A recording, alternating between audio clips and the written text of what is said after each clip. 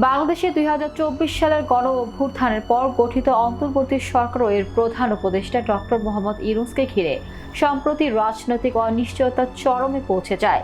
সেনাবাহিনীর সঙ্গে অন্তদ্বন্দ্ব, রাজনৈতিক দলগুলোর চাপ এবং নির্বাচন নিয়ে মতানৈক্য সব মিলে এই সরকার এক গভীর সংকটে রয়েছে বলে এক বিশ্লেষণে তুলে ধরেছে আল জাজিরা।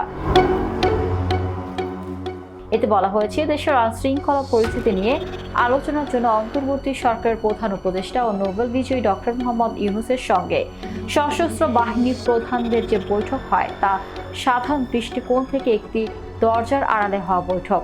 সরকারে থাকা একাধিক সূত্র আল জাজিরাকে জানিয়েছে, গত ২০ মের ওই বৈঠকটি এমন এক সময় হয়েছে যখন ঢাকায় ক্ষমতার অভ্যন্তরীণ দ্বন্দ্ব প্রকট আকার ধারণ করেছে।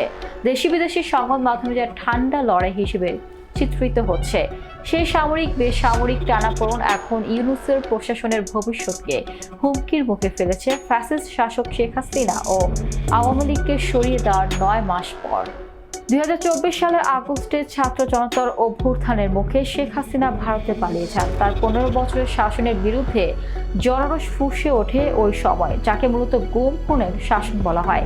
এদিকে সম্প্রতি ডক্টর ইউনূস পদত্যাগ করছেন এমন গুজব ছড়িয়ে পড়ে। তবে শনিবার এক মন্ত্রিসভা বৈঠকের পর পরিকল্পনা মন্ত্রণালয়ের উপদেষ্টা ওয়াহিউদ্দিন মাহমুদ সাংবাদিকদের বলেন, প্রধান উপদেষ্টা আমাদের সঙ্গেই রয়েছেন, তিনি পদত্যাগ করছেন না। অন্যরাও রয়েছেন, আমরা আমাদের দায়িত্ব পালন করব।